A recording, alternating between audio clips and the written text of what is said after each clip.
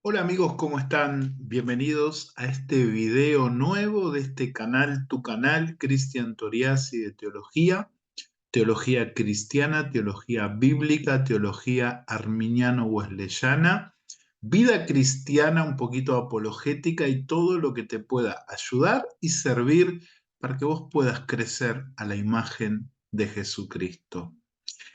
Y ahora quiero compartir con vos un análisis exegético que vamos a desarrollar ahora de el capítulo 20 de Apocalipsis. Sí, vamos a entrar una vez más en la escatología bíblica y vamos a analizar exegéticamente y a charlar un poquito acerca de las diferentes corrientes interpretativas y cómo este pasaje influye en la manera en que nosotros también vemos el obrar de Dios y la interrelación del cuerpo de Cristo con el Señor y la creación.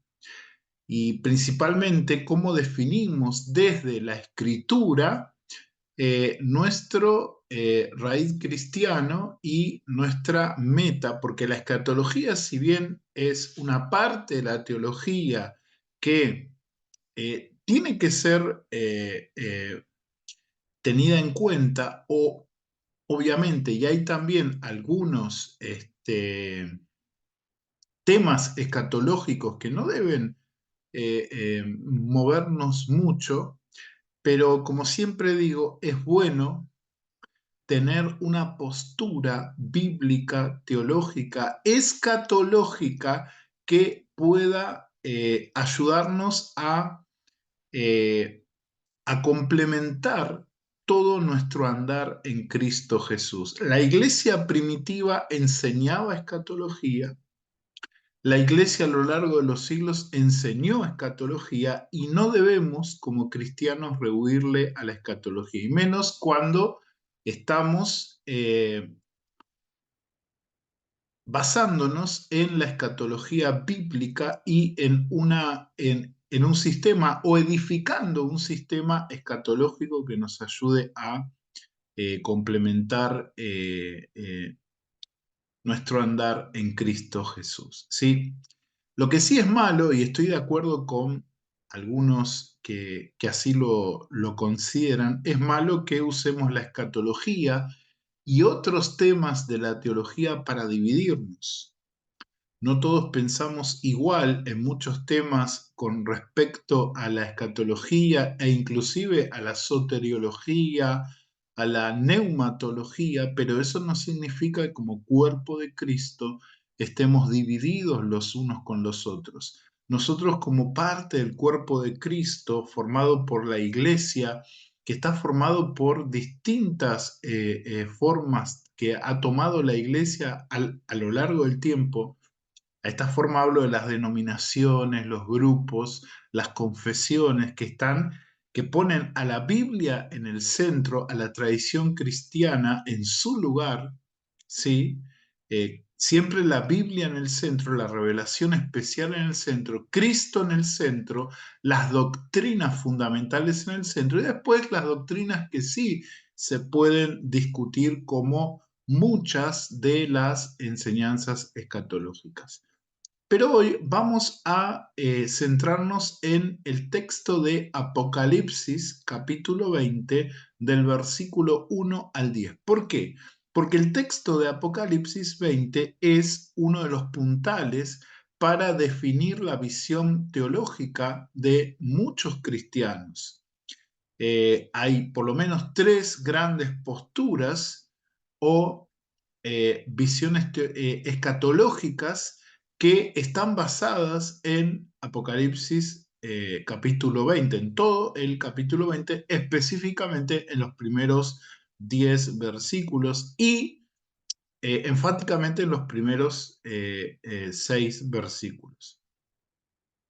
Así que vamos a comenzar. Desde ya te digo que si te gusta el video, deja un like y compartilo para que pueda ser de bendición para otras personas que puedan recibir algo bueno de Dios desde este pequeño estudio y comentario que vamos a estar haciendo y charla, ¿no? Porque esto es bastante informal.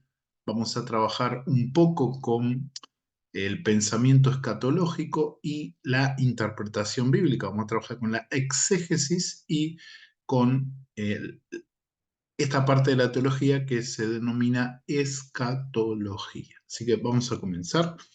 Voy a compartir una pequeña pantalla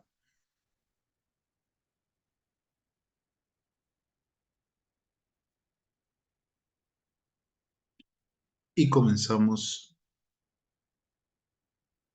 con el análisis exegético de Apocalipsis, capítulo 20, de los versículos 1 al 10. Posteriormente vamos a hacer un video sobre los versículos restantes, ¿sí? Eh, pero ahora vamos a centrarnos en Apocalipsis capítulo 20, versículos 1 al 10. Vamos a esperar un poquito, vamos a cargar la presentación. Me voy a hacer un poquito más grande.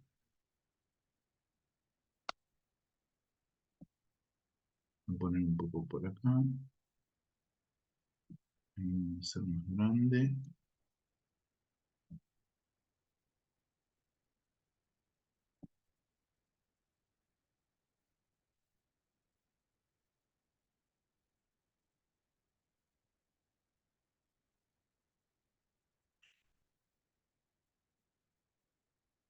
A ver si ahí está bien. Ahí estoy un poquito menos. Ahí, ahí está. Bueno, vamos a abordar todo lo escatológico que podamos presentar desde el texto de Apocalipsis 20. Vamos a ir hacia una interpretación. Creo que la mayoría conoce mi postura escatológica, pero en este caso vamos a hacer uso de un abordaje integral, también comentando las bondades y los defectos de tanto la postura escatológica que yo tengo como de las otras posturas, siempre centrándonos en el texto de Apocalipsis 20 y por qué es necesario tener una idea clara acerca de este texto, ¿no? No es que este texto sea el principal texto escatológico o teológico que define la doctrina bíblica, de ninguna manera. Y yo estoy de acuerdo con la postura amilenial en el sentido de que este texto tiene que ser interpretado también a la luz de la doctrina de la Biblia, pero también entender que parte de la doctrina de la Biblia surge de este texto. Pero ahora vamos a explicar bien esta postura. Bien, vamos a comenzar con este análisis exegético de eh, Apocalipsis 20, versículos 1 al 10. Voy a ir leyendo después que presente el bosquejo. Les voy a presentar un bosquejo de análisis estructural de este pasaje y vamos a ir leyendo los versículos de acuerdo, perdón, mientras avancemos en el bosquejo. Bien, vamos a comenzar con una introducción, ¿no? Espero que esta imagen te guste. Allí describe un poco lo que sería el principio, ¿no? De Apocalipsis 20, versículos 1 al 10, pero también describe eh, eh, algunas otras cositas, ¿no? Tenemos allí a Jesús con la llave, eh, presentándoselas ahí a a este ángel con las multitudes de redimidos detrás de él, ¿sí? Y vemos a este ángel ahí con una cadena y a Satanás con algún otro demonio allí en el pozo del abismo, ¿no? Eh, Todo como un resumen de lo que es eh, este pasaje, ¿no? También podemos entender que esa multitud que está detrás de Cristo y esa actitud de Cristo victoriosa es un resumen de lo que nos dice el pasaje en general, que todo termina bien, que todo va hacia un propósito de bendición y de restauración de no solo el pueblo de Dios, el pueblo de Israel, la iglesia, sino también de la creación, de este mundo, de este planeta y de todo el universo. Ahora, la dificultad se nos presenta en el cómo o en cómo vemos nosotros que se llega a ese propósito claro y que yo creo que ninguna de las posturas niega ese propósito final y creo que eso une a todos aquellos que tenemos las distintas posturas escatológicas en que todo termina bien, que el mal no va a ser eterno, que un día el mal va a ser restringido según me voy a sujetar al pasaje, ¿sí? Vamos a leer otros pasajes bíblicos, pero vamos a sujetarnos a este pasaje porque vamos a analizar Apocalipsis 20, del 1 al 10, para tener una visión escatológica bíblica más clara, ¿sí? Entonces, según lo que dice este pasaje, el propósito salvífico del Padre en Cristo Jesús se va a cumplir en su plenitud y por lo menos podemos decir que hay un proceso, ¿no? Pero ahora vamos a ver las diferentes posturas. Bien, tenemos tres posiciones escatológicas principales para poder interpretar de la manera más correcta y adecuada eh, el, este pasaje, ¿sí? Hay una visión, podríamos llamarle entre millones de comillas, dogmática acerca de este pasaje de Apocalipsis 20. La primera es el postmilenialismo. Con postmilenialismo estamos refiriéndonos a ese punto de vista escatológico mediante el cual la evangelización del mundo eh, produce que Cristo lo pueda tomar de forma definitiva. En, en esta postura, o según esta postura escatológica, habrá un periodo en el cual el mundo experimentará gozo y paz debido a su obediencia a Dios. Y por último, Cristo regresará a la tierra al final de este milenio que tal como lo nombra en Apocalipsis, de este milenio producido por la victoria de Cristo a través del avance de su iglesia. ¿Sí? Este es el postmilenialismo. Después tenemos el amilenialismo, ¿sí? Después del milenio, que viene Cristo, este milenio que es producido por la victoria de la iglesia, por la conquista de la iglesia, ahora vamos a profundizar. Después tenemos la postura escatológica amilenial o del amilenialismo, que conceptualmente se lo podría considerar como una forma del postmilenialismo. Según esta postura, el milenio que es retratado en Apocalipsis 20, del 1 al 10, es simbólico y se refiere al tiempo entre la primera y la segunda venida de nuestro Señor Jesucristo, no a un periodo literal de 1000 años. Durante, durante este tiempo, Cristo reina desde el cielo en el corazón de los hombres. La segunda venida de Cristo marcará el final de este periodo.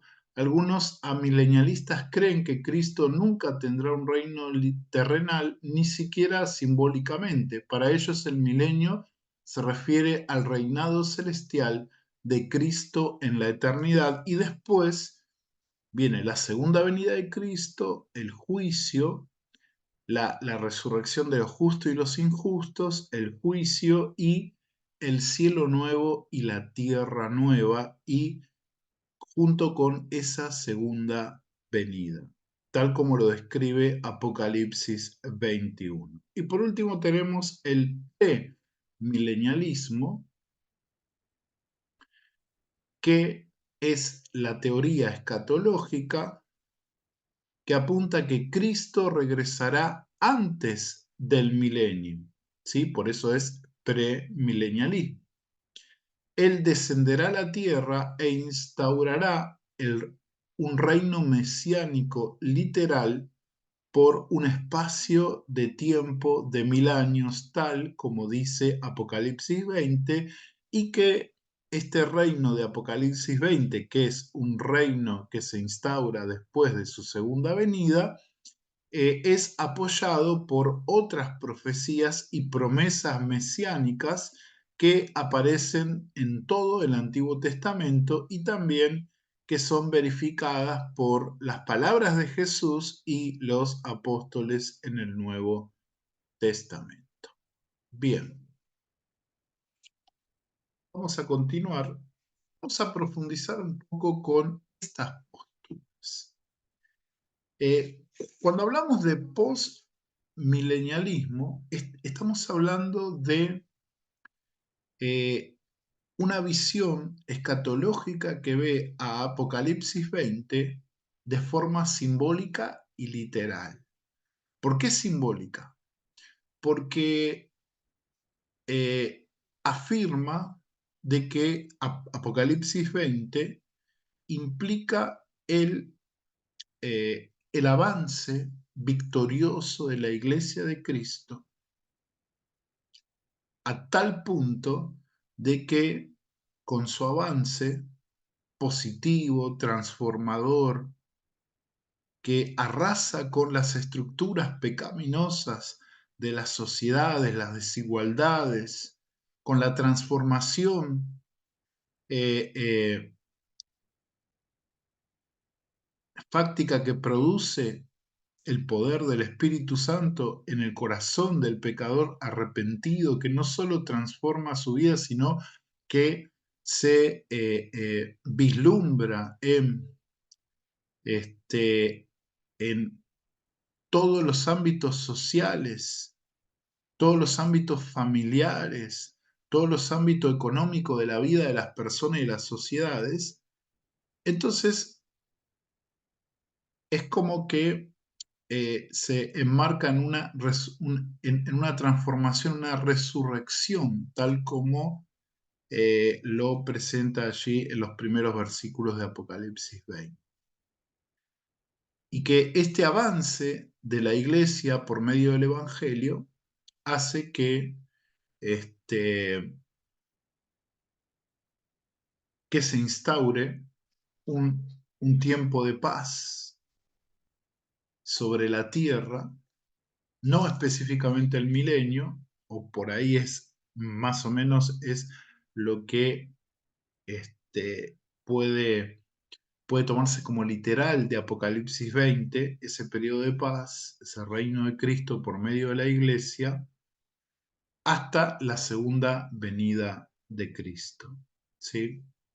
Ahora voy a poner un cuadrito por- poniendo cómo ven los tiempos y el avance de Apocalipsis 20 según cada una de estas propuestas escatológicas. Quiero leerles algo de un comentarista que habla acerca de la posición postmilenial para poder interpretar o la interpretación que tiene la posición postmilenial de Apocalipsis 20. Ahora se los voy a detallar. Eh, eh, eh.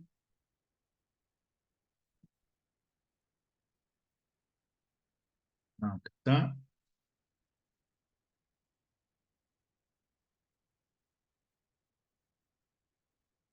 Bueno, el premilenialismo.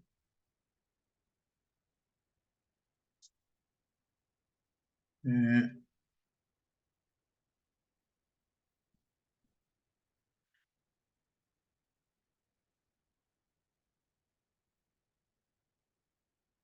el- la postura. Bueno, a ver, la tenía acá y lo perdí. Lo perdí.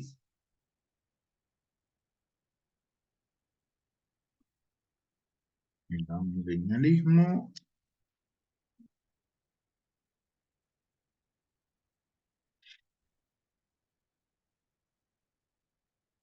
Bueno,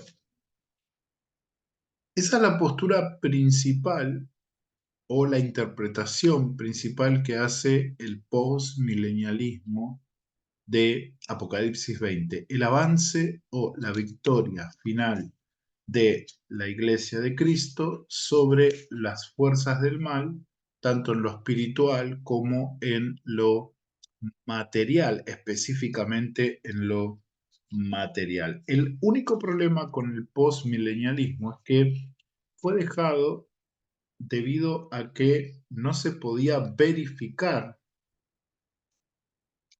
en en su tesis primaria debido a por ejemplo, a las guerras mundiales, a las crisis, etc. Perdió su popularidad a la mitad del siglo XX, el postmilenialismo. Como les decía, la crudeza de las guerras mundiales fue un fiero recordatorio a la mayoría de los postmilenialistas de que el mundo no estaba siendo ganado para Cristo. De ahí que la mayoría de los evangélicos hoy se identifican como premilenialistas o amilenialistas. Bien, después tenemos el amilenialismo, ¿sí? Del amilenialismo tenemos para hablar bastante. Es una postura antigua, podríamos decir que es una de las más antiguas después del premilenialismo histórico.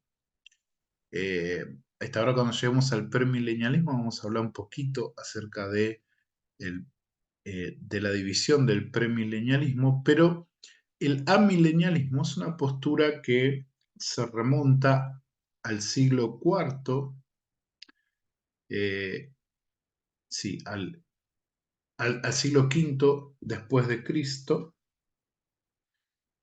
eh, es, es la postura que tomó San Agustín eh, después de un tiempo largo en que imperaba en los padres apostólicos y los padres este, o los padres orientales de la iglesia, de los primeros siglos de la iglesia, que imperaba la visión premilenialista histórica. Con el tiempo se fue diluyendo y cobró fuerza la visión amilenialista, en la cual Agustín de Hipona fue su principal defensor. Esto sí tengo acá el apunte con respecto a la escuela amilenialista de interpretación de Apocalipsis 20. Dice: las bases del amilenarismo se encuentran en el sistema de interpretación diseñado por Orígenes, el padre apostólico nacido en Alejandría, del 185 al 254 después de Cristo. Fue discípulo de Clemente y es considerado el más notable representante de la escuela alejandrina. El sistema alegórico de interpretación tiene sus raíces en los filósofos griegos. Hay que recordar que Alejandría era una ciudad helena o de influencia griega, de filosofía griega. El judío Filón incorporó dicha hermenéutica en su sistema pedagógico. Posteriormente, tanto Clemente como su discípulo Orígenes adoptaron el mencionado sistema alegórico de interpretación o simbólico que trata de ver en la mayoría de las presentaciones de la literatura apocalíptica los símbolos como una clara evidencia de que esos libros son simbólicos y nunca deben interpretarse literalmente. Tiene que destacarse que ambos hombres creían en la inspiración divina de las escrituras, pero estaban convencidos de que sólo la interpretación alegórica de las escrituras puede proporcionar el significado profundo y verdadero de los textos. En el fondo, su sistema hermenéutico respondía a necesidades apologéticas determinadas por el afán de conciliar la fe basada en las escrituras con la filosofía griega que imperaba en el mundo secular en ese momento.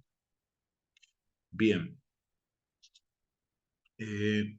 la alegorización como principio de interpretación bíblica se extendió a lo largo y ancho del mundo cristiano y llegó a predominar de modo sorprendente en los escritos teológicos hasta la Reforma del siglo XVI. Uno de los hombres influidos del cristianismo de los primeros siglos por el alegorismo bíblico fue Agustín de Hipona, del siglo IV, del 354 al 430, generalmente reconocido como el más sobresaliente de los padres apostólicos de los primeros siglos. Tantos católicos como protestantes reconocen la influencia y la aportación de Agustín a la iglesia cristiana. Este respetado teólogo occidental ha sido considerado el padre del amilenialismo, puesto que fue el primer teólogo de reconocida solvencia que adoptó dicha postura teológica. Debe destacarse que Agustín fue poderosamente influido por un donatista llamado Ticonio. Agustín adoptó de Ticonio el método alegórico de interpretación que posteriormente le ayudó a desarrollar su postura amilenialista.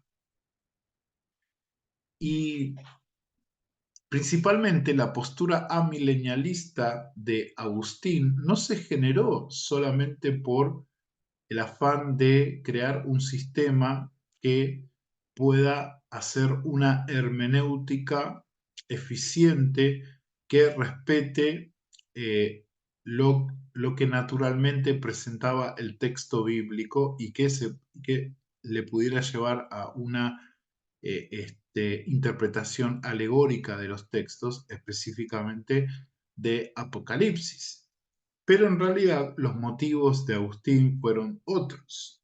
Este autor dice que los motivos que le llevaron fue el hecho de que los milenialistas de su época dicen que los que son resucitados gozarán un festival del más inmoderado disfrute carnal, en el que la comida y la bebida serán tan abundantes que no solo no habrá límite de moderación, sino que también sobrepasará todas las barreras, incluso de incredulidad. Todo eso puede ser creído solo por los de mente carnal. Los que tienen la mente espiritual denominan a los que creen en esas cosas, en griego chiliastas, y podemos traducirlo en latín como milenarios. Bueno, este es el motivo por el cual Agustín adopta este sistema alegórico de interpretación porque él pensaba que un sistema literal, que era el que hasta ese momento se usaba para interpretar las escrituras en su mayoría y también específicamente el libro de Apocalipsis, le llevaba el sistema literal a directamente un desenfreno, una apertura a los deseos o los apetitos de la carne. Eso según la visión de Agustín, ¿no? Entonces, para resumir, según esta visión agustiniana o amilenialista, los 1000 años mencionados en Apocalipsis 20 tienen que ver con la era de la iglesia en su totalidad, es decir, el periodo que transcurre entre la iglesia, perdón, entre la primera y la segunda venida de Cristo, como dijimos antes. Durante ese periodo, Satanás será atado para que no engañe a las naciones, es decir, a la iglesia. Luego será desatado por 3 años y medio al final de la era de la iglesia con el fin de probar a los creyentes, pero por la gracia de Dios estos no sucumbirán ante los ataques del enemigo. Bueno, entonces Agustín creía que el milenio no es un suceso escatológico y que es equivalente a la era presente y que se corresponde con el tiempo que transcurre entre la primera venida de Cristo y la futura segunda venida de Cristo. Bien, la influencia de Agustín fue bastante fuerte, de tal manera que este amilenialismo fue adoptado por la Iglesia Católica en su totalidad y eh, por la Reforma Protestante.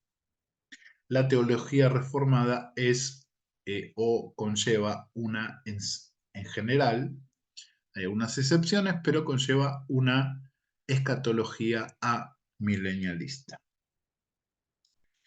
Bien.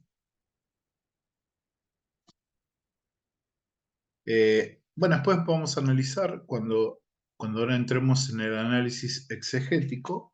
Y por último, bueno, espero que se entienda acá la imagen que puse a Cristo con sus ángeles desde el cielo reinando, porque eso es lo que dicen los amilenialistas, que Cristo reinando con su santo y con sus ángeles,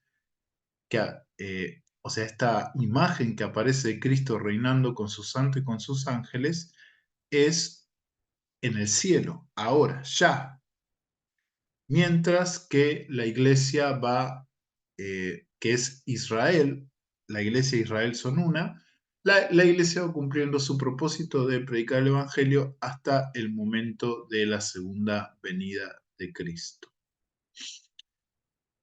También creen que después de la segunda venida de Cristo, la tierra va a ser restaurada en después de un juicio purificador.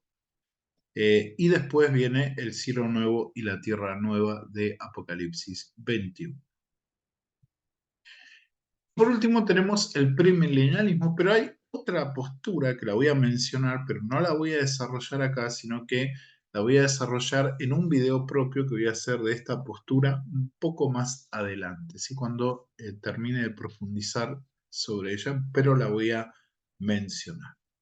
Bien, el premilenialismo. Cuando hablamos del premilenialismo, estamos hablando, como dije al principio, de aquella postura escatológica que interpreta a Apocalipsis 20, ahora voy a explicar por qué, como un texto que nos presentan hechos proféticos que son, por un lado, simbólicos, pero que apuntan a una realidad literal en el futuro. ¿Sí?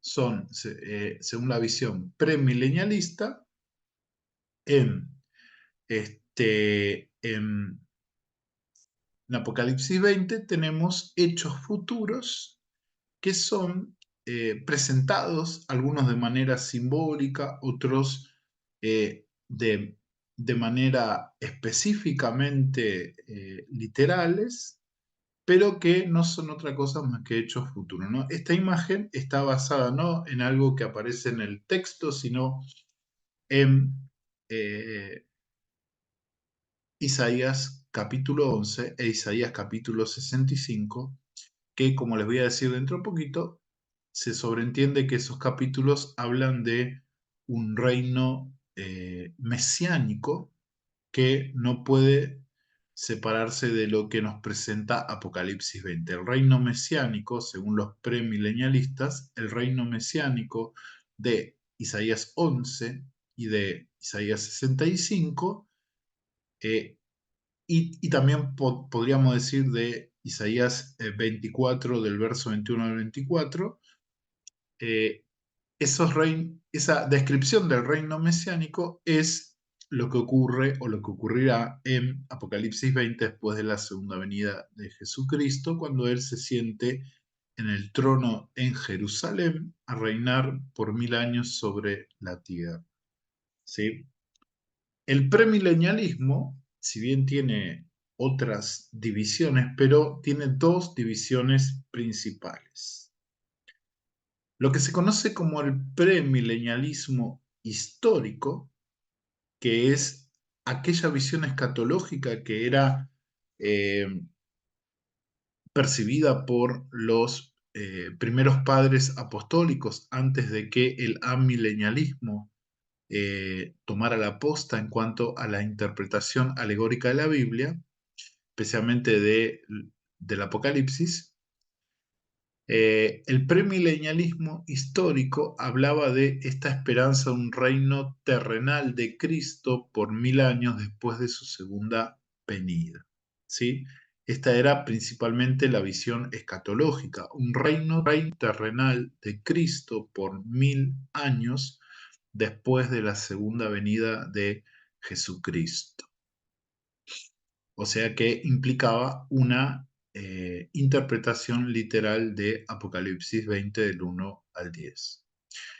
También el premilenialismo histórico afirma que el arrebatamiento de la iglesia ocurrirá en el momento en que Cristo venga para ya sentarse en su trono en Jerusalén, vencer a la bestia de Apocalipsis 19, convulsionar todo el sistema pecaminoso, cumplir las promesas del Antiguo Testamento, cumplir eh, la, eh, la última semana de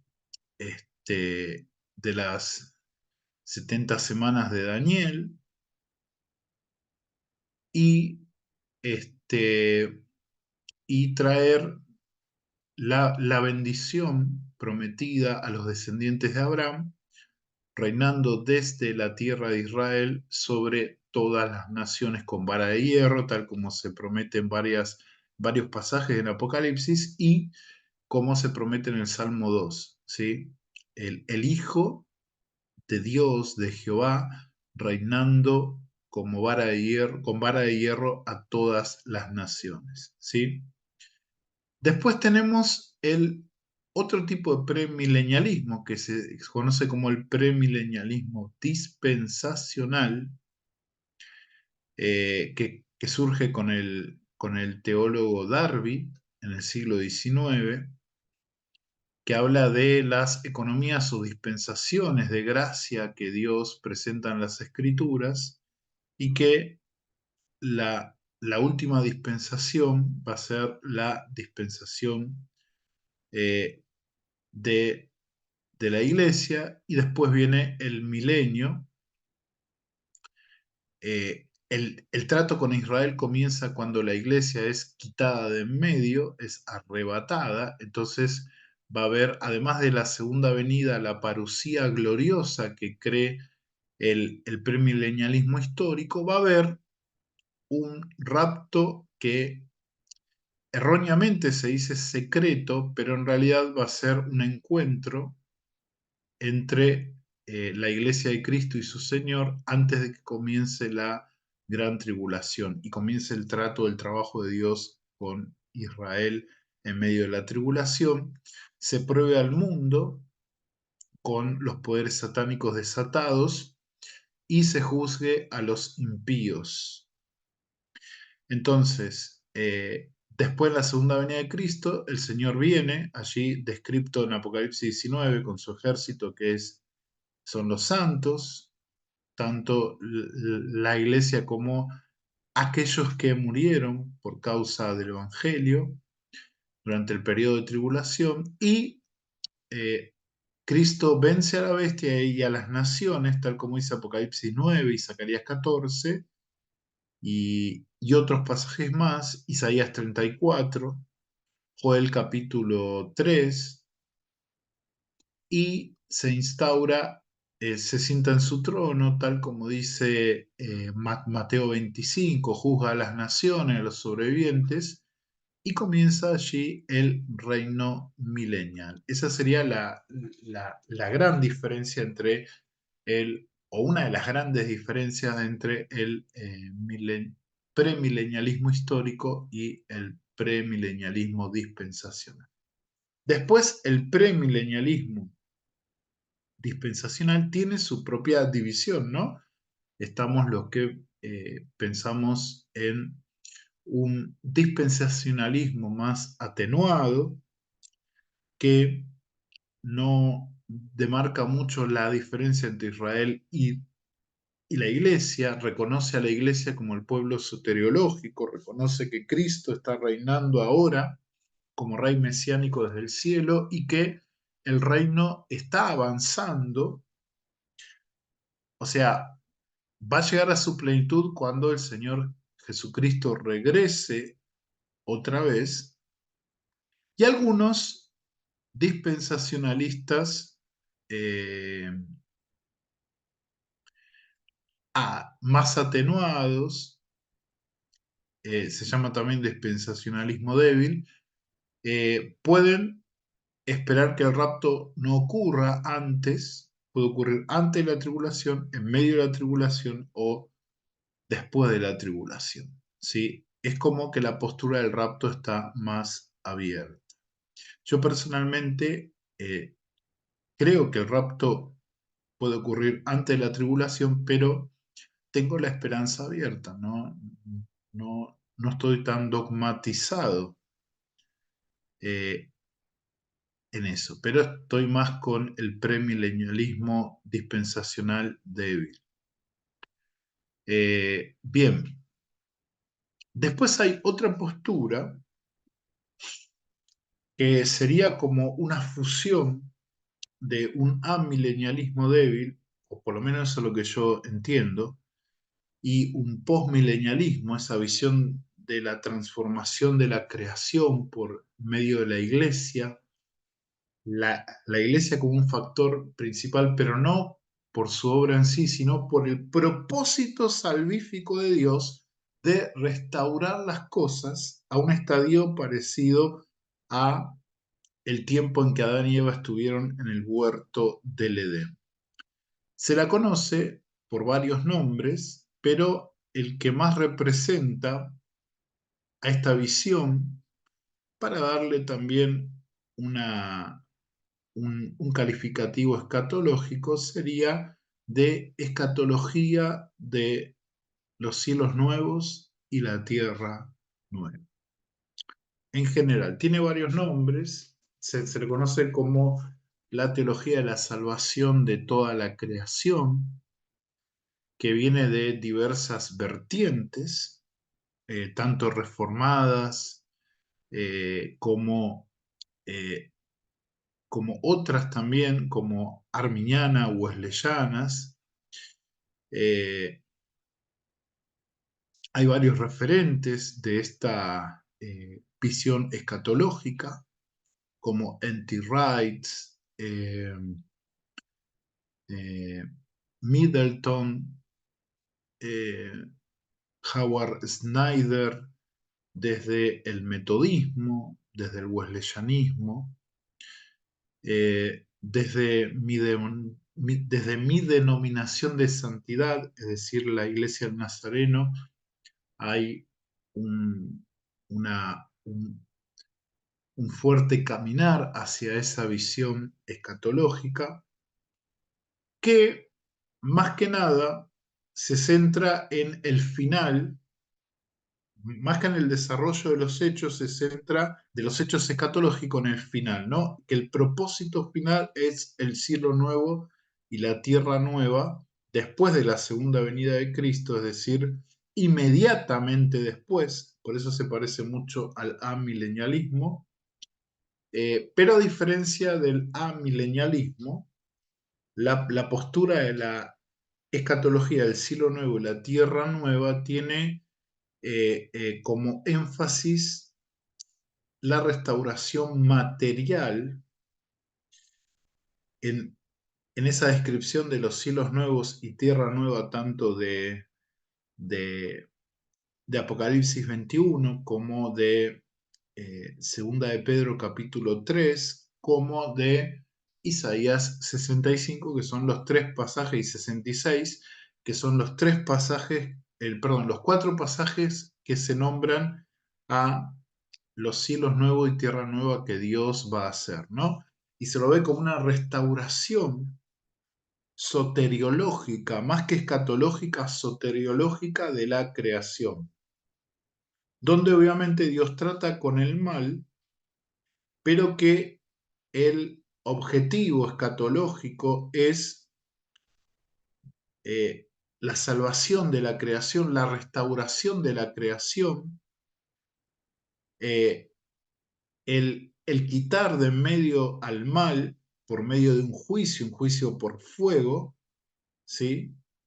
Tal como dice Segunda de Pedro 3, capítulo 3, y que termina en la instauración de los cielos nuevos y la tierra nueva, ¿no? Que se lo define también como la restauración de todas las cosas, como el amilenialismo está muy relacionada. Esta postura, como el amilenialismo, dice que Apocalipsis 20 es simbólico, que habla de todo el devenir de la iglesia, del pueblo de Dios, pero que no hace énfasis en Apocalipsis 20, sino que hace énfasis más en el cumplimiento de ese propósito salvífico de toda la creación que se ve a lo largo del desarrollo de la historia de la salvación. Más que centrarse en la parte espiritual del ser humano, se centra en la restauración general cósmica de toda la creación, de lo material, a través de eh, el cielo nuevo y la tierra nueva que vienen después de la purificación.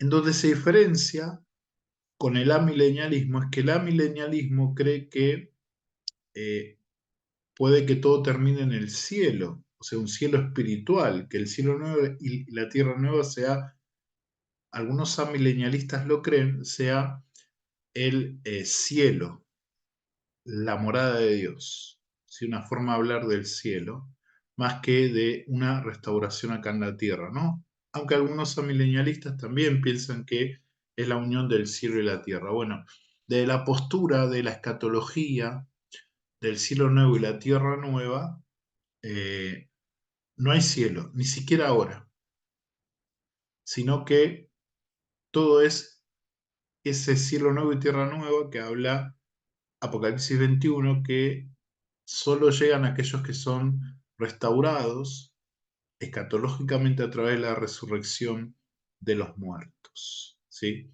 Entonces, esta cuarta postura no la voy a desarrollar acá, les di un panorama general, no la voy a desarrollar ahora porque o la voy a trabajar en un video o en dos videos eh, específicamente acerca de esta postura, ¿sí? Porque me toca muy de cerca, porque nuestra iglesia está en un proceso de adoptar, tal vez, no lo sé bien, pero nuestra iglesia está en un proceso de adoptar esta postura escatológica. Nosotros teníamos hasta ahora, o tenemos hasta ahora, una postura que se la podría denominar eh, eh, como eh, de eh, una, una credo escatología, ¿no? Que está vinculada con la creencia del credo de los apóstoles, donde se hace énfasis en la parusía, se hace énfasis en el destino final de los justos y los injustos, el arrebatamiento de la iglesia al final de todo, pero sin especificar, ¿no? Porque el credo de los apóstoles habla específicamente de la segunda venida de Cristo y el arrebatamiento de la iglesia, sin decir si es antes o después. Y nuestra iglesia nos da una apertura para tener una posición o amilenial que complemente esta posición escatológica credo apostólica, ¿sí? Que para mí era la mejor o es la mejor como para tener un equilibrio. Pero bueno, después vamos a ver un poco más adelante en otro video el tema de la escatología de los cielos nuevos y la tierra nueva, o el cielo nuevo y la tierra.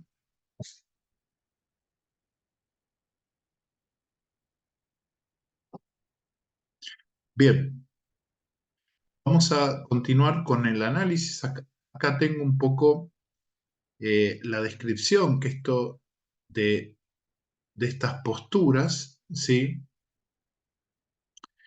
Tenemos el postmilenialismo, que tiene como punto de partida la cruz y la resurrección, y la iglesia que va avanzando, conquistando mediante la evangelización, mediante el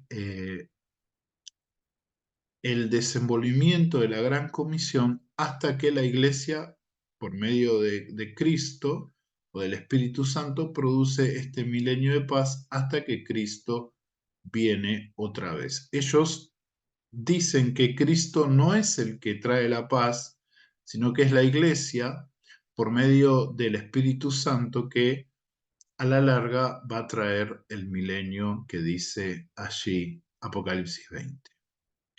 Después tenemos la postura amilenial, que parte también de la cruz de Cristo. Todas las posturas parten de la obra de Cristo, redentora y su resurrección, pero el reino milenial es ahora ya simbólico. Satanás está atado, esa atadura no es una atadura literal, no está anulado en el pozo del abismo, sino que la cruz de Cristo anuló el poder de Satanás y ellos utilizan algunos pasajes emblemáticos para poder evidenciar que Satanás está anulado, o sea que es como un león que está atado con una cadena larga, o sea, puede hacer daño, pero no puede destruir totalmente, no puede, o ellos infieren de que antes Satanás era dueño y señor y podía hacer mucho daño y tenía mucha influencia sobre los gentiles y el pueblo de Dios, el pueblo de Israel, pero a partir de la cruz de Cristo, Satanás está restringido y solo puede tentarnos y solo puede hacer ciertas cosas, pero no eh, atacar y destruir tal como lo estaba haciendo antes de que Cristo muriera en la cruz. Bien, quiero citarles los pasajes que ellos utilizan para respaldar su visión de que Satanás está atado. Eh,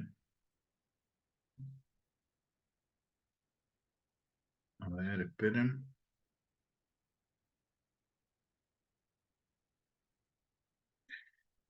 Los tengo acá. Bueno, uno de ellos, el principal, eh, es Mateo 12,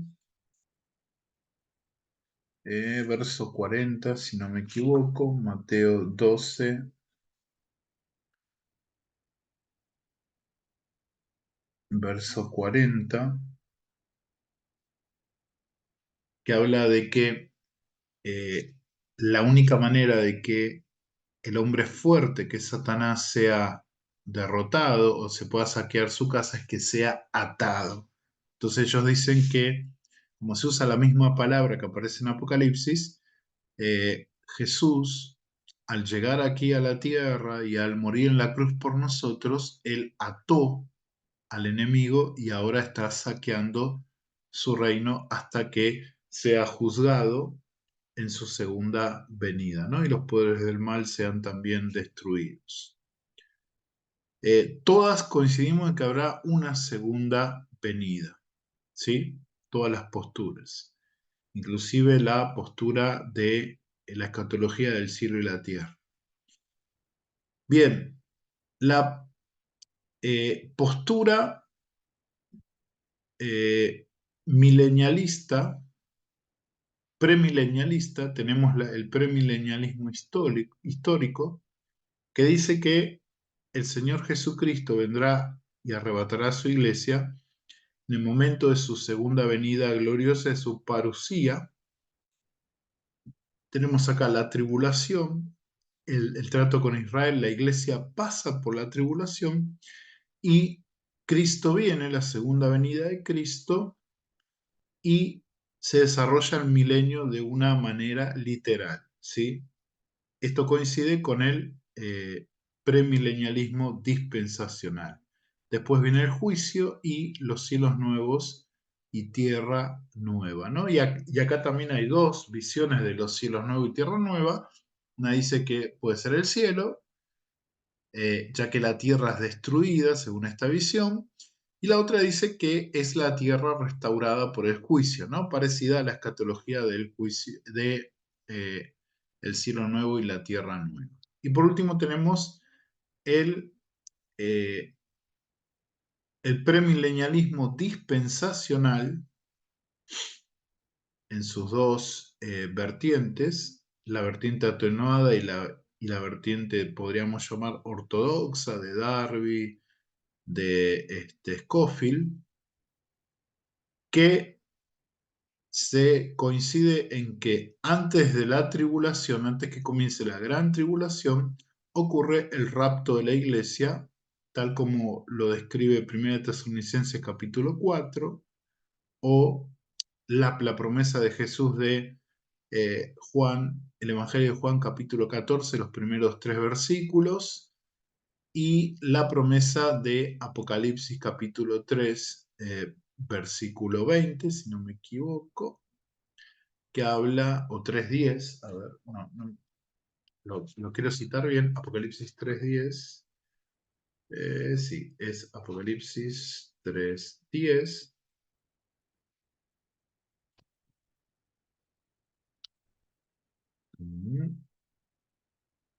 Sí, que habla de la promesa a la iglesia de Filadelfia de que el Señor la guardará de la hora de la prueba, ¿no?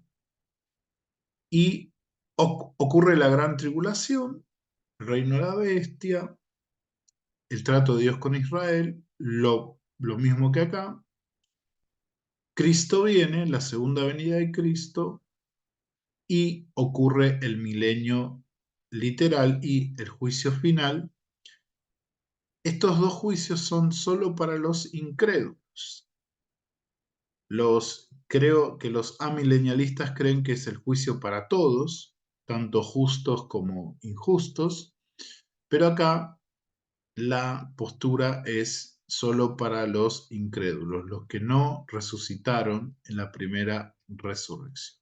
Bien, vamos a avanzar un poquito con la exégesis. Principios compartidos entre el y el premilenialismo para interpretar este pasaje de Apocalipsis 20 del 1 al 10. En primer lugar, la Biblia debe interpretarse a sí misma. Este es un principio que compartimos los premilenialistas con los amilenialistas.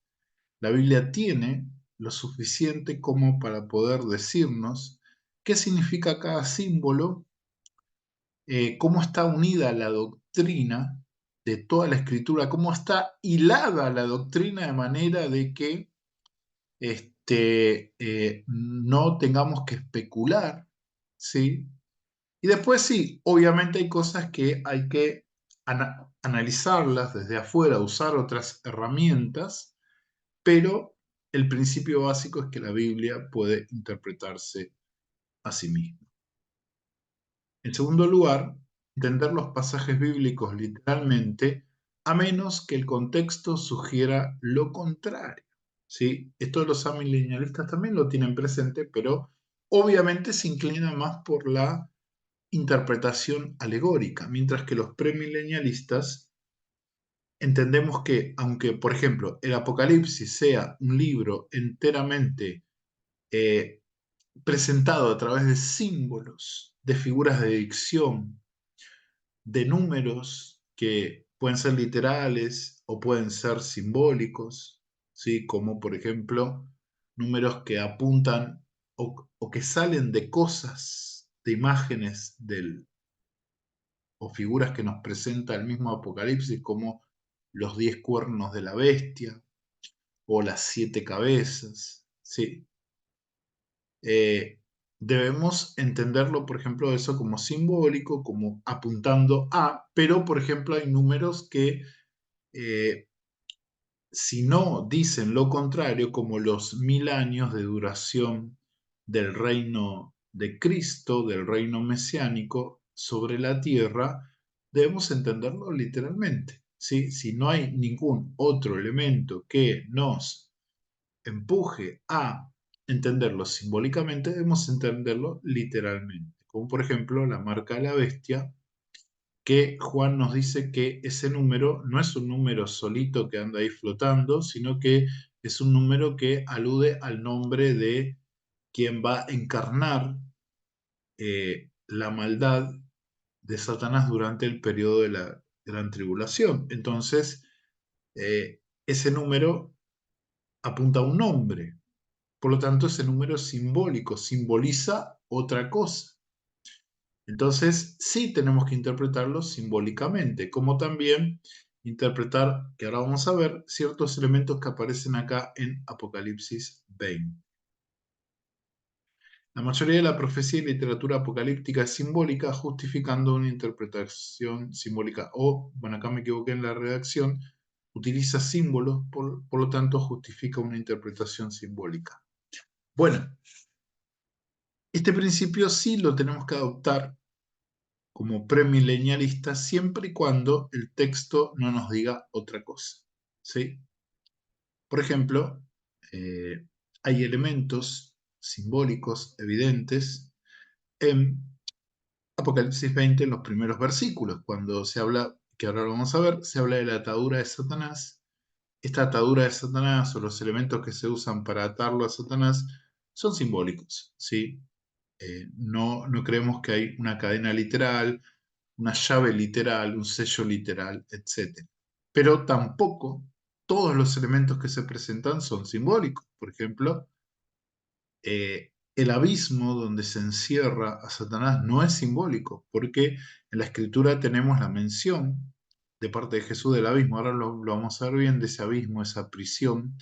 En varios lugares se habla de esa prisión y no se habla de manera simbólica, sino de la morada literal de los demonios. Entonces, no podemos entenderla como algo simbólico. Y estoy usando la misma regla que usan los amilenialistas, que sea la Biblia la que interprete. ¿Sí? Bien, vamos a comenzar con la exégesis de Apocalipsis 20.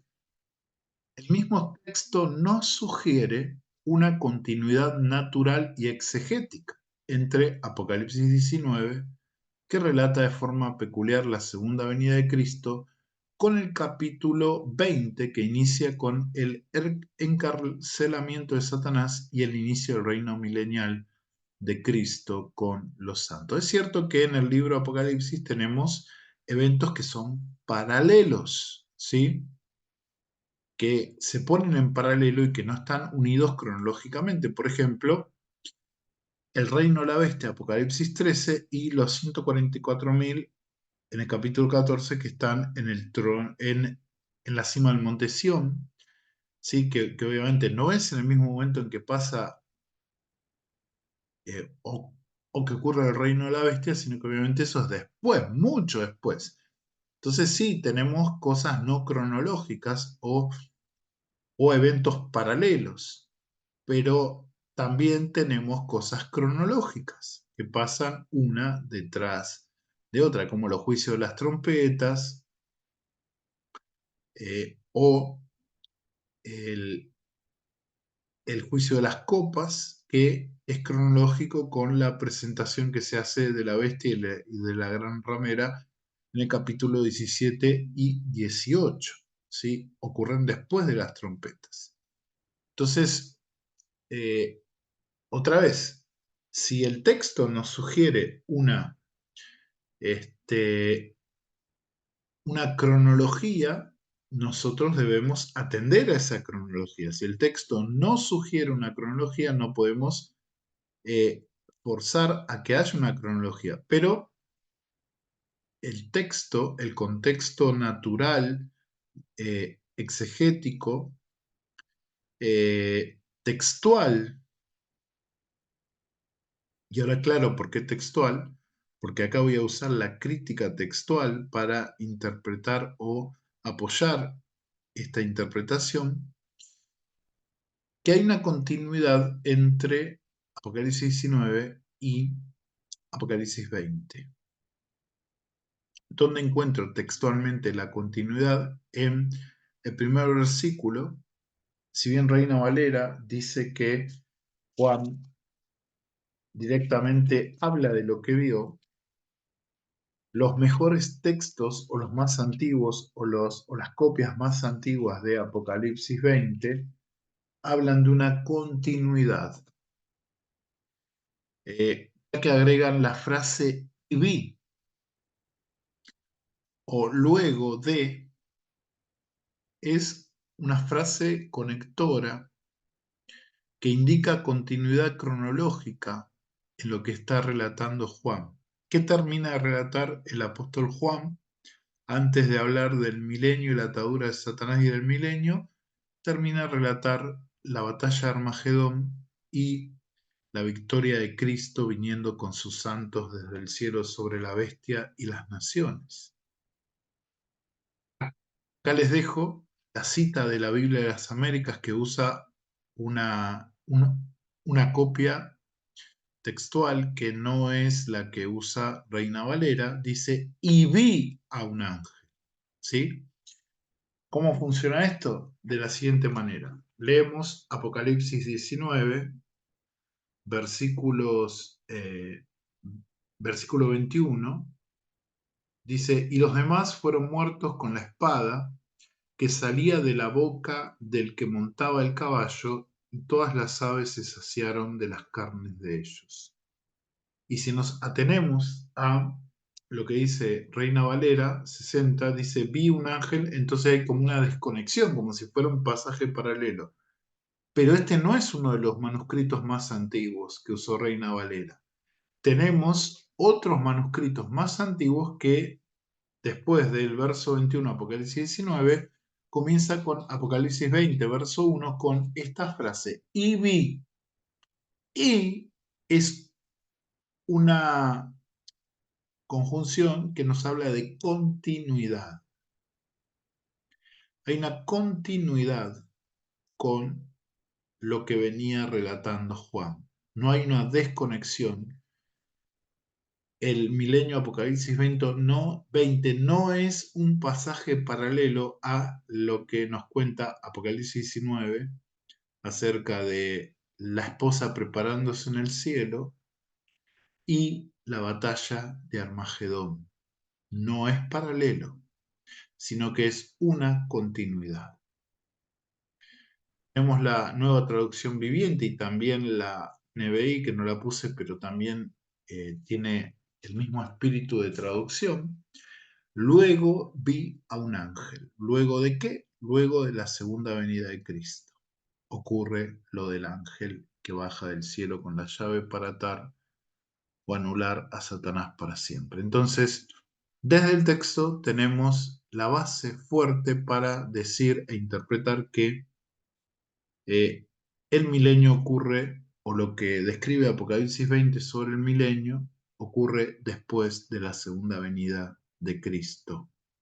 no es una recapitulación, como dicen los amilenialistas, ni una forma simbólica de retratar la victoria de la iglesia sobre el pecado y el mundo. Y Satanás no, es una continuación literal de lo que sucede en Apocalipsis 19. Por eso sugeriremos, seguiremos una interpretación más cercana al enfoque premilenialista, sin dejar de lado, obviamente, los aportes de la óptica amilenialista y postmilenialista. Bien, este es un bosquejo sencillo del pasaje. Tenemos el milenio, Apocalipsis 20, el 1 al 6, y se subdivide en Satanás atado, Apocalipsis 20, 1 al 3, y la resurrección de los santos, Apocalipsis 20, 4 al 6, el final de la historia humana, del versículo 7 al 10, la última rebelión contra Dios, versos 7 al 9, y la sentencia de Satanás se hace efectiva, verso 10, y el juicio final. No lo vamos a ver hoy, que es del 11 al 15. El milenio. Satanás es atado. Apocalipsis 20, 1 al 3. Dice, vi a un ángel que descendía del cielo con la llave del abismo y una gran cadena en la mano. Y prendió al dragón, la serpiente antigua, que es el diablo y Satanás, y lo ató por 1000 años. Y lo arrojó al abismo y lo encerró y puso su sello sobre él, para que no engañase más a las naciones hasta que fuesen cumplidos los 1000 años. Y después de esto debe ser desatado por un poco de tiempo. Lo primero que presenta Apocalipsis 20 es la atadura de Satanás. Y hay unas cosas importantes a tener en cuenta en lo que nos relatan estos tres versículos. En primer lugar, no es Cristo el que anula y ata, o sea, lo hace en la autoridad de Cristo, en el poder de Dios, pero no es ni el Padre ni Cristo quien ata y anula a Satanás. Es un ángel que desciende del cielo. El ángel que subyugará a Satanás es un ángel anónimo, o por lo menos no se especifica que sea ni Gabriel ni Miguel, no es Jesús u otro ángel de alto rango. Y acá tengo una frase de Leon Morris que dice, la importancia final de Satanás es quizás indicada en el hecho de que no es el Padre quien lidia con él, tampoco es Cristo, sino un ángel sin nombre. Esta es una declaración dramática de que Satanás no es lo opuesto de Dios ni su igual, y que Dios puede fácilmente detener la actividad de Satanás en el tiempo que desee, pero Dios permite que el enemigo continúe porque aún en su maldad él indirectamente sirve a los propósitos de Dios. Y eso está evidenciado en el pasaje de Apocalipsis 20. Bien, de los versos 2 a 3 tenemos el apresamiento de Satanás por 1000 años. Bueno, prendió, lo ató, lo arrojó, lo encerró, puso su sello sobre él. Satanás intentó apresar a Jesús en la tumba, pero no pudo. Aquí Dios no tiene ningún problema para atar a Satanás, y este encarcelamiento no es para castigarlo, sino para restringirlo. Eso es lo que deriva del pasaje. Acá no hay un castigo. A lo último sí está la efectivización de su sentencia lograda en la cruz. Jesús dijo que el diablo fue echado fuera, pero aún no se ha efectivizado esa sentencia, tal como lo aseguran los amilenialistas, sino que tiene libertad de movimiento, aunque no puede controlar a los hijos de Dios, salvo que le abramos la puerta por medio del pecado. Pero este, acá lo que nos demuestra es que Dios tiene todo el poder para poder atar a Satanás, anularlo, a él y a los demonios en su totalidad, sin necesidad de, este, de que sea solo en un tiempo específico o con alguna facultad especial. Simplemente Dios permite su desarrollo de su ministerio de maldad porque tiene un propósito. Bien, como decía al principio, tanto la llave como la cadena no son cosas reales, sino que son figuras de dicción. La llave es el símbolo de la autoridad dada por Dios al ángel para abrir el abismo, la misma morada del diablo y sus ángeles. Y el único que puede otorgar la llave es Cristo, que él tiene la llave de la muerte y de la esfera de la otra vida en condenación. La cadena sugiere el hecho que Satanás puede ser neutralizado. Si no es una cadena de hierro tal como la conocemos, sino que habla de la neutralización de Satanás y sus demonios.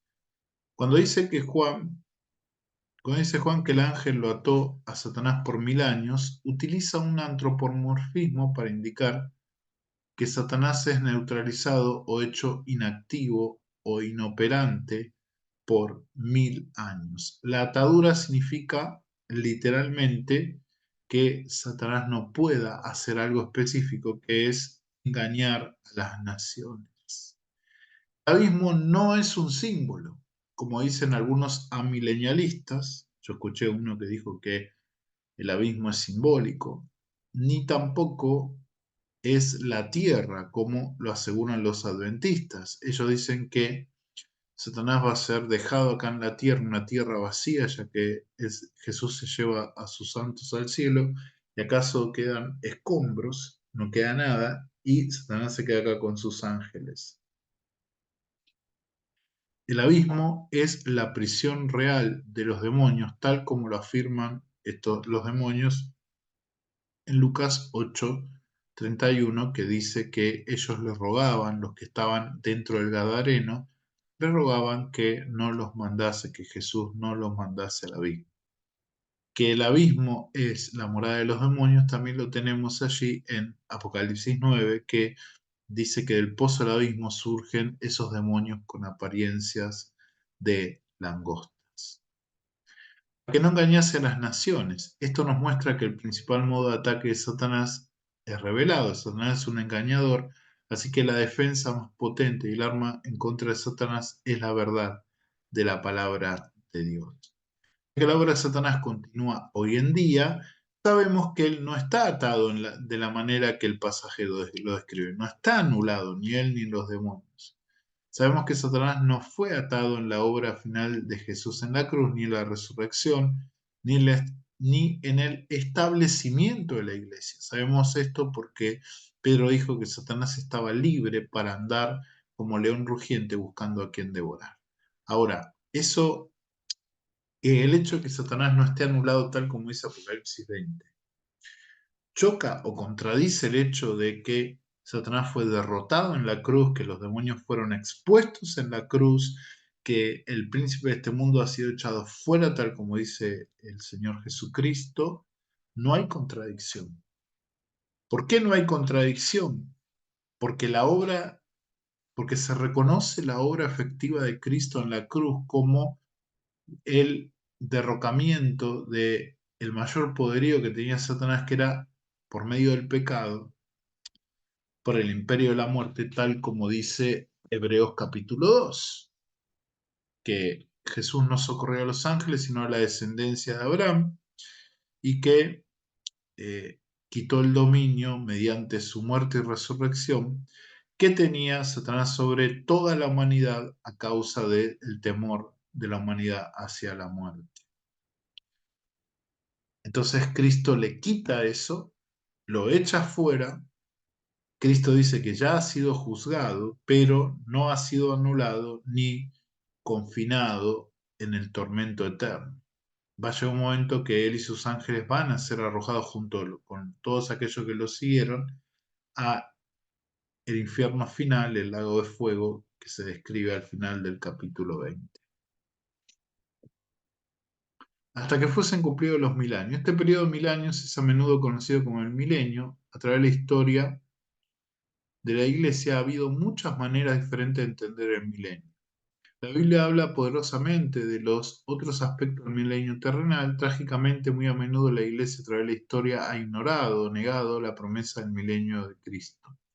La Iglesia primitiva, como les dije, hasta San Agustín creía que, de manera universal, en un reino histórico terrenal de Jesús, iniciado con su regreso. Ticonio, al final del año 300, fue sería el segundo siglo, sí, el segundo siglo, si no me equivoco. No, el cuarto siglo después de Cristo, fue el paladín de la influencia espiritualista, diciendo que el milenio es ahora el amilenialismo o la escatología consumada y que debe ser entendido como un reinado espiritual de Jesús, no como un reino literal. Este punto es adoptado por la Iglesia Católica y por la Reforma. Cuando se considera el resto de las escrituras, el reino de Cristo terrenal y su pueblo es en esta tierra enseñado claramente en los dos testamentos. En el Antiguo vemos Salmos 72, Isaías 2, del 2 al 4, que habla de poner las armas como instrumentos de arado, Isaías 11, 4, 9, Jeremías 23, 5, 6, y otros pasajes. En el Nuevo Testamento lo vemos en Lucas 1, 32, 33, 5, 18, los mansos heredarán la tierra, Lucas 19, del 12 al 27.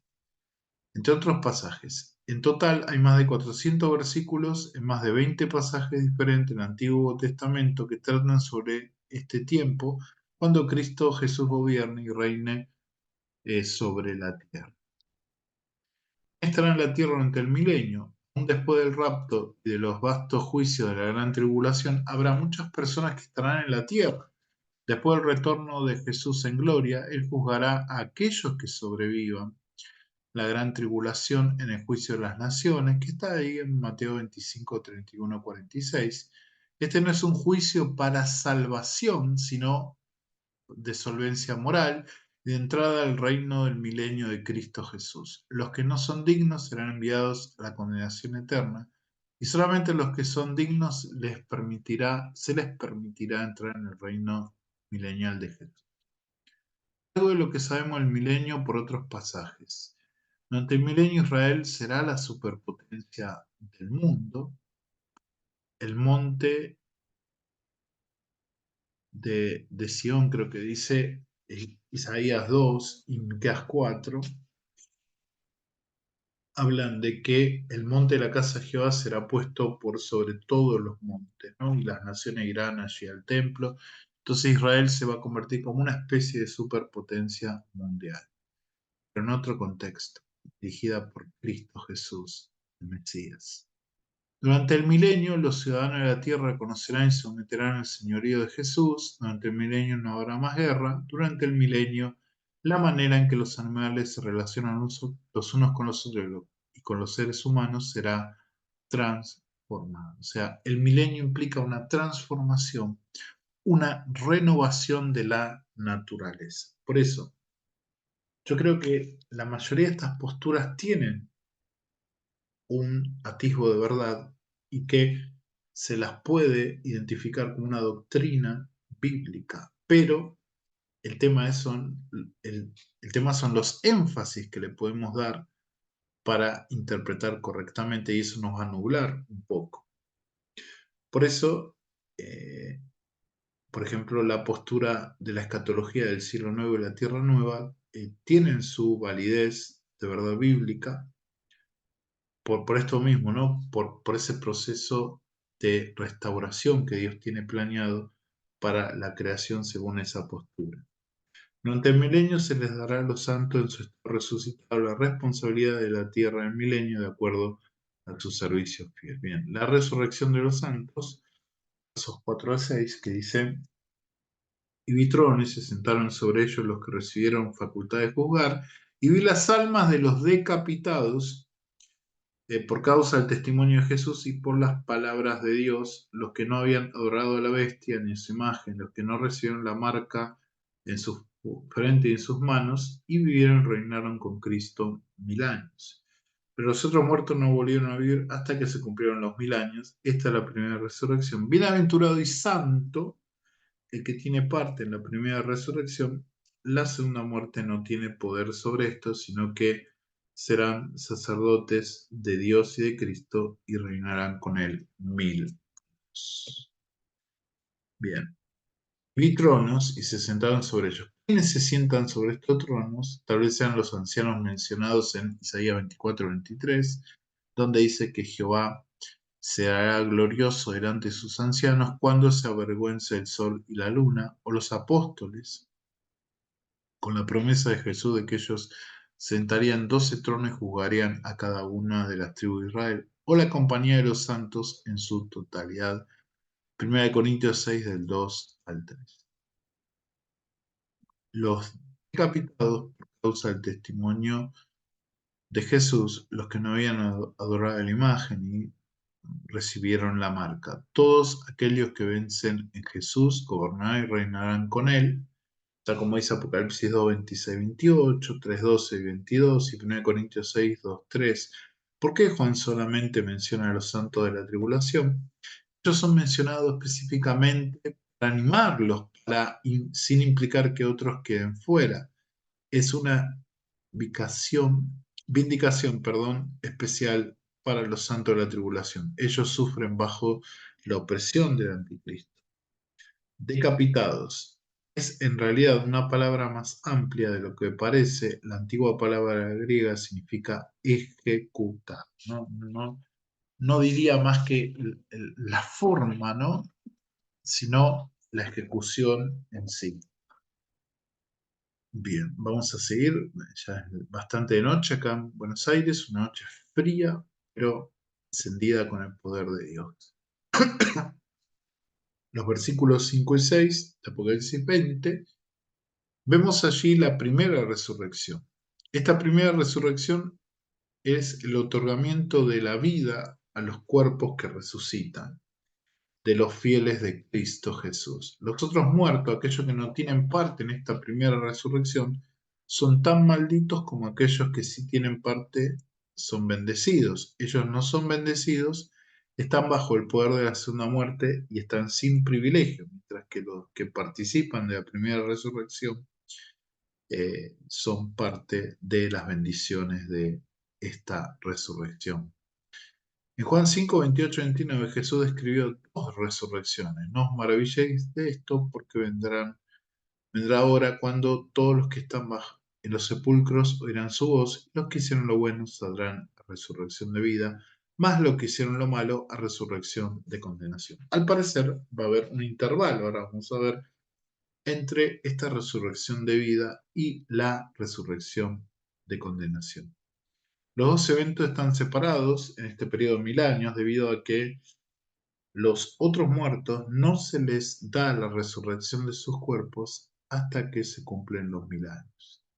Si la primera resurrección es un evento único, esto es un argumento a favor de un rapto después de la tribulación, porque implica que todos los santos recibieron sus cuerpos resucitados al mismo tiempo, inmediatamente antes del gobierno y reinado de Cristo Jesús.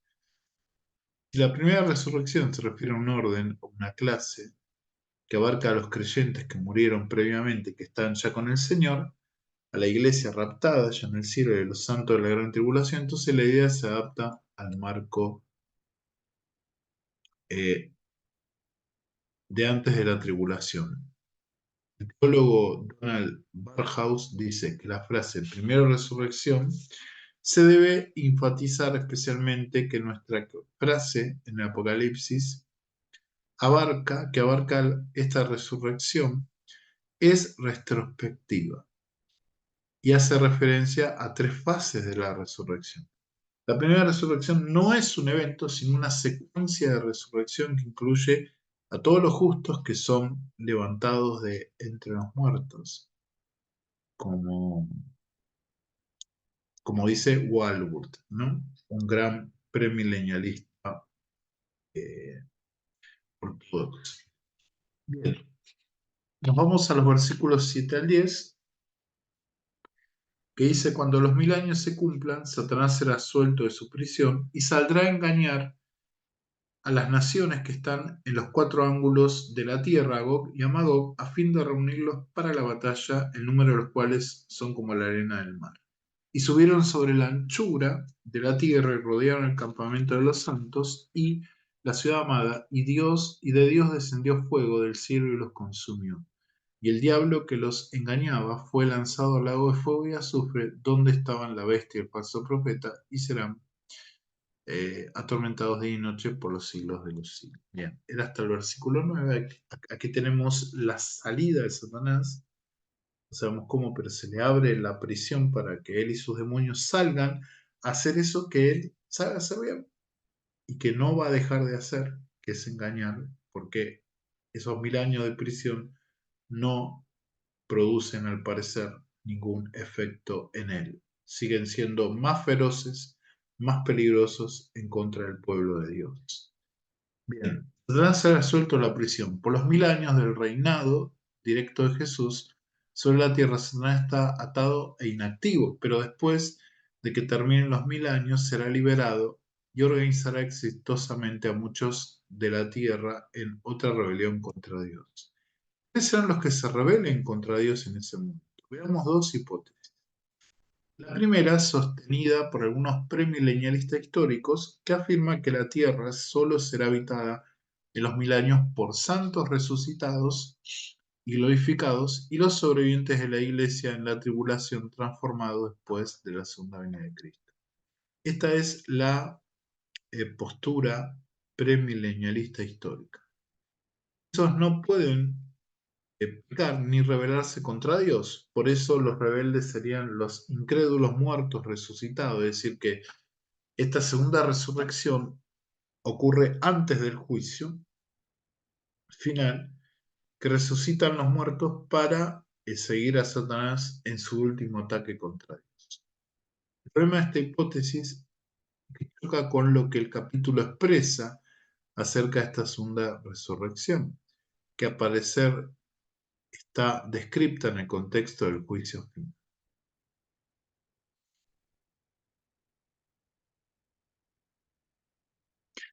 Bien, la segunda hipótesis expresada por los dispensacionalistas afirma que los santos sobrevivientes a la tribulación se casarán y tendrán hijos. Según Isaías 65:20, que al parecer está dentro del contexto del milenio, las personas que nazcan en este periodo, cuando lleguen a los 100 años, serán considerados niños, y si no están confiando en Cristo como su Salvador, serán considerados como pecadores por Dios y morirán a los 100 años. Esta es una muy aventurada interpretación de Isaías 65:20, pero no da margen para otro tipo de interpretación. Veamos lo que dice Isaías 65:20. Ya estamos terminando, por favor, ténganme un poquito de paciencia, que realmente esto va a ser de gran bendición. Isaías 65:20 dice, acá estamos, 65:20 dice, no habrá allí niño que muera. El contexto de este Israel restaurado, una tierra restaurada de cielo nuevo y tierra nueva, o en el contexto de cielo nuevos y tierra nueva, no habrá allí niño que muera de pocos días, ni viejo que en sus días no cumpla, porque el niño morirá de 100 años y el pecador de 100 años será maldito, ¿no? Entonces acá tenemos esta relación de los 100 años, ¿sí?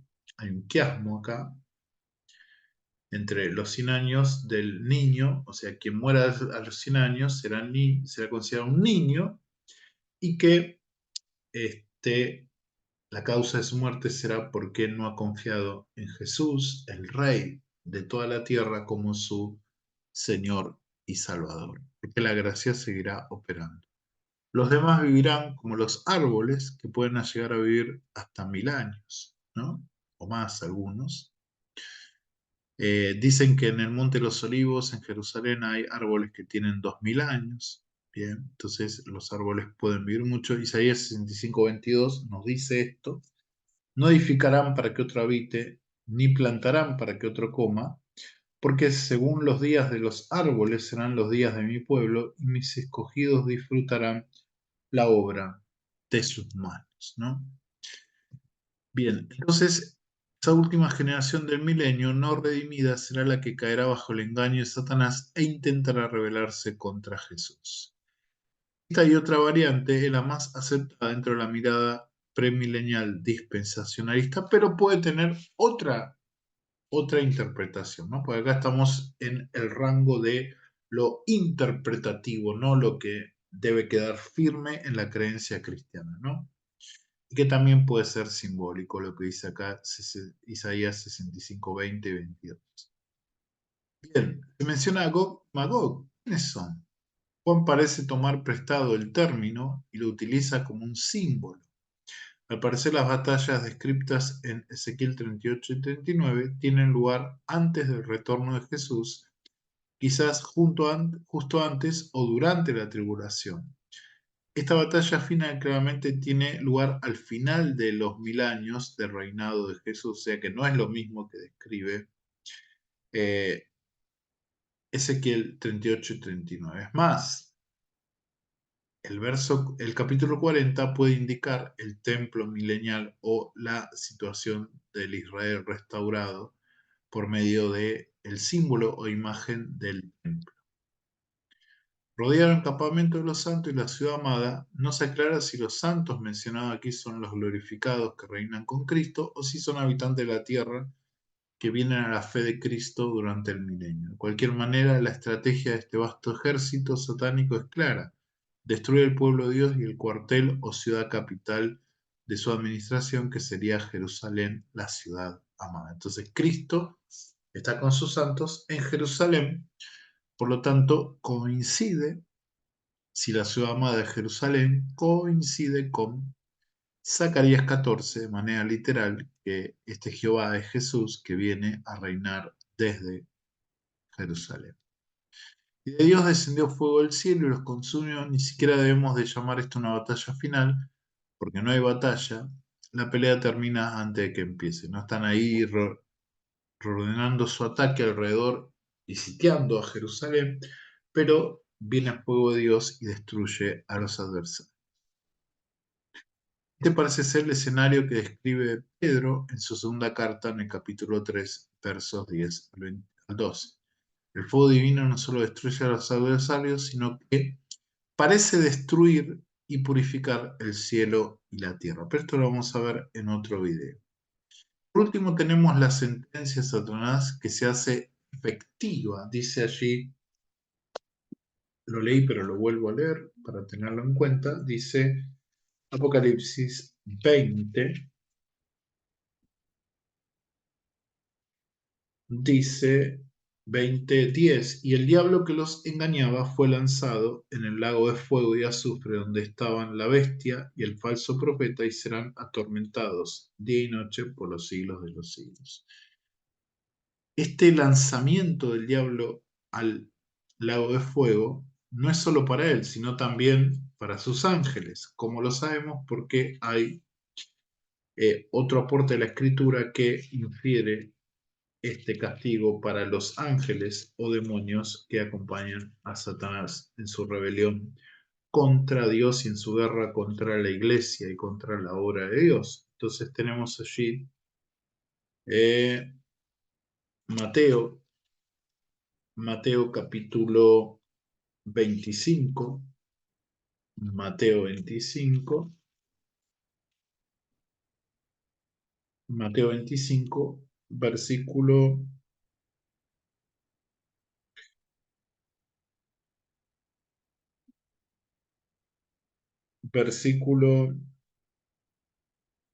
41. Dice, entonces dirá a lo de la izquierda: apartaos de mí, malditos, al fuego eterno preparado para el diablo y sus ángeles. Y tenemos un texto en Isaías 24, que es el que nombré. Este texto habla de el confinamiento de Satanás y sus demonios y que al final serán castigados, ¿no? Habla de forma literaria, pero es un texto que habla o que está sindicado dentro de lo escatológico. Dice Isaías 24:21, acontecerá que en aquel día, el día de la segunda venida del Señor, que Jehová castigará al ejército de los cielos en lo alto y a los reyes de la tierra sobre la tierra, y serán amontonados como se amontona a los encarcelados en mazmorras, esto es el encarcelamiento en el abismo, al principio de Apocalipsis 20, y en prisión quedarán encerrados y serán castigados después de muchos días. Este castigo es el lago de fuego. La luna se avergonzará y el sol se confundirá cuando Jehová de los ejércitos reine en el monte de Sión y Jerusalén y delante de, de sus ancianos sea glorioso. En este punto Dios finalmente trata con el diablo y sus seguidores para siempre. Lanzados al lago de fuego, serán atormentados día y noche por los siglos de los siglos. Después de la batalla, esta batalla abortada, Satanás es juzgado y atormentado por siempre, junto con la bestia y el falso profeta, quienes habían sido echados un poco antes, y en Apocalipsis 19:20. La presencia de la bestia y el falso profeta en el lago de fuego por los 1000 años es un argumento en contra de la aniquilación total. En el castigo eterno, 1000 años es el comienzo. Es únicamente el comienzo, nunca se acaba. El comentarista John Trapp pensó que este aspecto del infierno es tan terrible que lo llamó otro infierno en medio del infierno. Por los siglos de los siglos, dice Walburg, ¿es esto en realidad un castigo eterno? Sí lo es. Las palabras quieren decir exactamente lo que dicen, sin dobles sentidos. No habría otra forma posible en el lenguaje griego para declarar más enfáticamente el castigo duradero de los perdidos que mencionar ambos día y noche y la expresión literal por los siglos de los siglos. Este es el final de Satanás y sus demonios, que está expresado literalmente. Si no, tendríamos problemas para interpretar literalmente, por ejemplo, el texto que leí de Mateo 25:41, que el fuego eterno es el destino final condenatorio de Satanás y sus ángeles. No su destrucción total, sino su confinamiento eterno sin posibilidad de salida del infierno, ¿no? Tampoco podemos decir que el lago de fuego sea un lugar simbólico porque aparece bajo otros nombres en los evangelios y un poquito en alguna carta, ¿no? De forma literaria, pero aparece también el lago de fuego. Bien, vamos a dejar de compartir. Terminamos este video. Lo que nos deja claro esta exégesis es que podemos encontrar en Apocalipsis 20 una base para una postura premilenial, sin descartar la posibilidad de la interpretación alegórica, porque hay símbolos allí. No significa que el premilenialismo es la postura correcta y bíblica, sino que significa que es la más adecuada para entender como la consumación de todos los planes de Dios revelados acá en el Apocalipsis,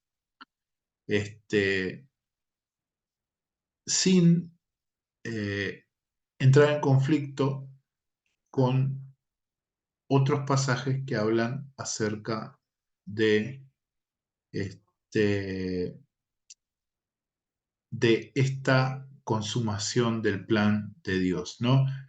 No tenemos que ver, como dicen algunos amilenialistas, al libro Apocalipsis como un libro de enigmas, por solo el hecho de que tenga muchos símbolos. No debemos considerar el libro Apocalipsis un libro altamente simbólico y que nunca nos daría una luz total del propósito de Dios o de la consumación del plan de Dios en Cristo Jesús, porque el centro de Apocalipsis no es ni el milenio, ni las bestias, ni el juicio, no. El centro de Apocalipsis es Cristo. Cristo manifestándose en su gloria en medio de nuestro tiempo, que está reflejado en los primeros 3 capítulos, en su gloria en el tiempo escatológico del juicio, reflejado en la gran tribulación, y su gloria en la restauración de todas las cosas. Si bien es cierto que va a haber una restauración total y una salvación, y hay una salvación que debe ascribirse o suscribirse a toda la creación, porque el propósito de Dios es para todo lo creado, sin embargo, eso no implica que debemos rechazar una interpretación literal de el milenio de Apocalipsis 20. No hay razón ni exegética ni teológica para rechazar una interpretación literal de el milenio o el reino terrenal de Cristo por 1000 años, tal como nos lo presenta Apocalipsis 20. Bien, si vos tenés otra postura, si vos tenés otra visión escatológica, te pido que la propongas ahí en los comentarios para debatir, para charlar con respeto, con amor, ¿sí? Soy abierto, yo en realidad tengo una postura abierta, por ejemplo, en cuanto a el, eh, el, el rapto de la iglesia o el arrebatamiento de la iglesia. Entiendo que me decanto más por un arrebatamiento pretribulacional. Bueno, yo lo expliqué en un video, pero no descarto la posibilidad de que suceda o antes o después de la tribulación o en medio de la tribulación, ¿sí? Entonces, tengo una postura abierta, porque otra vez, estos son temas que no son temas que tienen que estar teológicamente inamovibles, como la salvación por la fe, la manifestación de la gracia de Dios, la Trinidad. Esos son temas que, si uno los especula o especula mucho sobre ellos, vamos al campo de la herejía. En tanto que la escatología no, porque habla de hechos que no sucedieron, salvo que nos desviemos hacia una escatología que desvirtúe nuestro pensamiento soteriológico, o lo que pensamos acerca de la salvación, ¿sí? O de la obra de Cristo o de la naturaleza de Dios. Entonces, podemos tener varias posturas y discutirlas, ¿sí? Y eso no indica que uno se hereje y el otro no, sino que significa que hay diferentes formas de ver esa consumación del plan de Dios en Cristo Jesús para la salvación de toda la creación. Bien, si te gustó este video, por favor, deja un like. Si no lo hiciste, suscríbete y compartilo, porfa, para que sea de bendición para otros que puedan ver este video. Por favor, necesito más suscriptores. Si te gusta este canal, suscríbete. Tengo que pasar la barrera de los 500, así que te animo a que te suscribas a este canal, y así después yo hago una promesa: cuando lleguemos a los 1000 suscriptores voy a hacer un vivo, así que les pido porfa que no pase mucho tiempo, que podamos llegar a 1000 suscriptores, ¿sí? Bien, nos vemos en el próximo video. Que Dios les bendiga en gran manera.